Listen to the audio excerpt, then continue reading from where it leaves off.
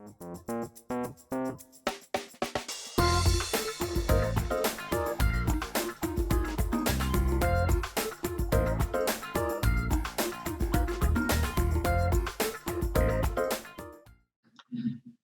welcome to the Market Carver. I'm Adam Harter, Chief Investment Officer, along with Andrew Thrasher, Chartered Market Technician. Glad to have you back, Andrew, to help us go over this week's investment points. We got three topics for you on deck. We're going to talk about our risk barometer. We're going to talk about junk bonds, everybody's favorite exciting topic, but I promise you the implications are enormous. And then lastly, I look at the growth stock and another look at how they have begun this year in 2023. So Andrew, I'll have you start off and kind of give us kind of a broad stroke on the risk barometer and what we've been looking at there.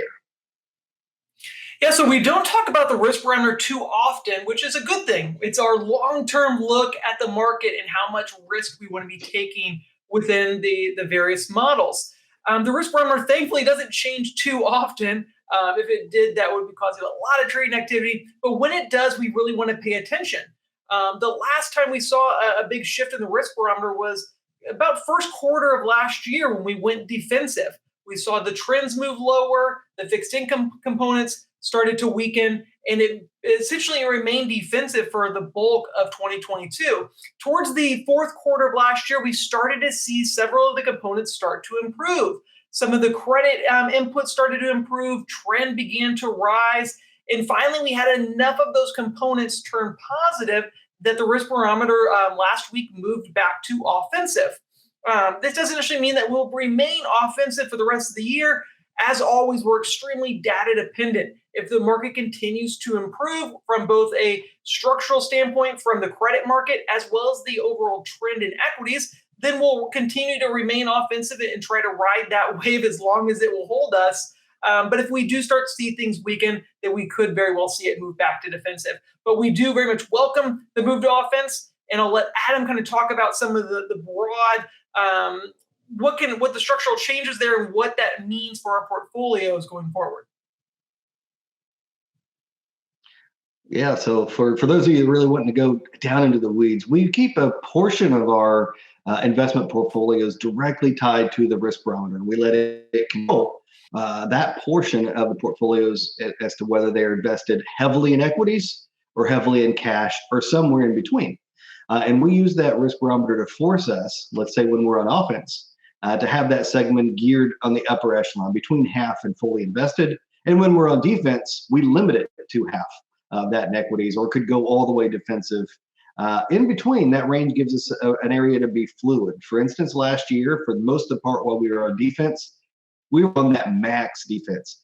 We had seen so many signs stack against us. However, as we move through the back half of the year, things that we shared with you, improving breadth along the way as we turned to late last year, allowed us to get less, say, fully on defense. And we began to put pieces back onto play within that defensive construct.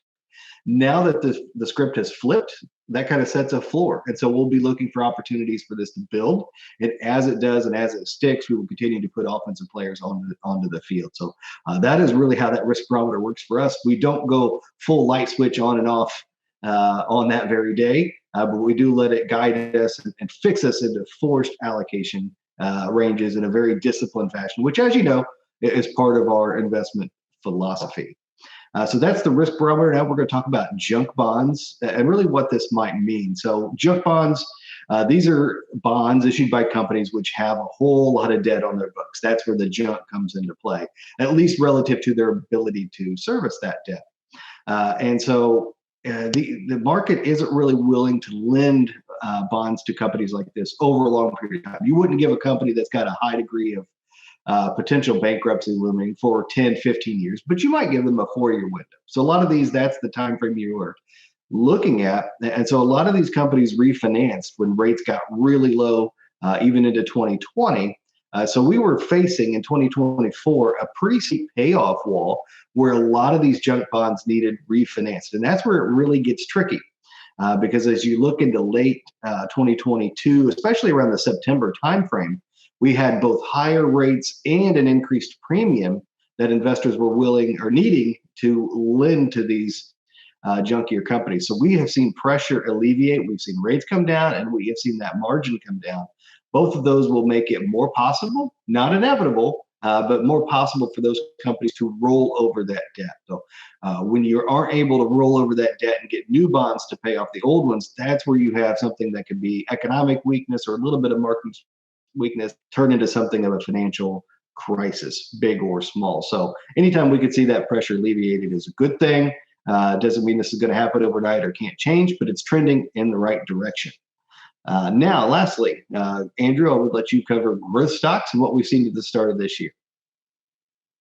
Yeah, so equities had a really strong start to the year, primarily in January, with the stocks that really got destroyed in 2022. Big declines. You can see on the chart here, the table here, some of the examples: Carvana, Zillow, Facebook, Netflix, Tesla, down 80, 90, 70%, peak to trough drawdown during last year. Last year was a really tough year for a lot of growth stocks. As interest rates were going higher, that puts pressure historically, and last year was a great example of that, on growthier, often technology, high beta type stocks. And so when we moved into the new year in January, we saw a lot of these stocks that were really beaten up see very strong gains, 100% plus gains, just over a couple months, if not just a single month.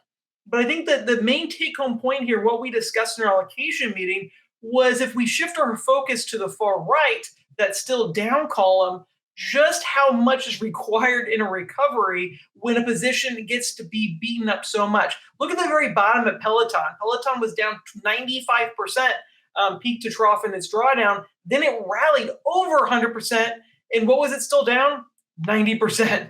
It just shows that when stocks require an enormous amount of recovery, and why risk management and drawdown protection is so important, because when you get into a very deep hole within a position, it requires a tremendous amount of gain to get back to, even if not to a profit. That Peloton, Carvana is a great example. It rose almost 300%, still down over 80% from its prior losses. And so we did see a lot of these stocks that kind of had these big bounces were often the most beat up part of the market. Now, the question a lot of our advisors ask, is this sustainable? Is this what we want to see? And it is something that we did see in 2020. Coming out of the COVID crash, a lot of the stocks that really got beaten up during that time also were the leaders coming out of that. We saw a lot of dip buyers come in trying to find value there.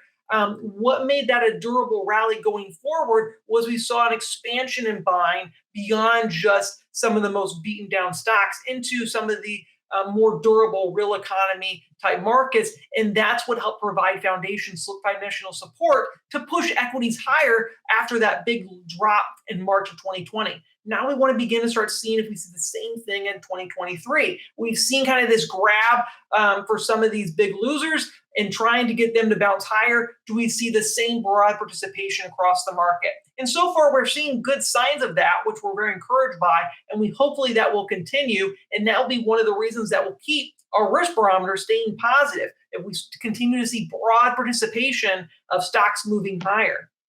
So this, I thought, was a good example of kind of what happened in January with the market rallying, and also a great example of why we really want to have risk management as a key focus for our process, because trying to manage losses require a huge amount of gains. And we saw a great example of that with some of these beaten up growth stocks.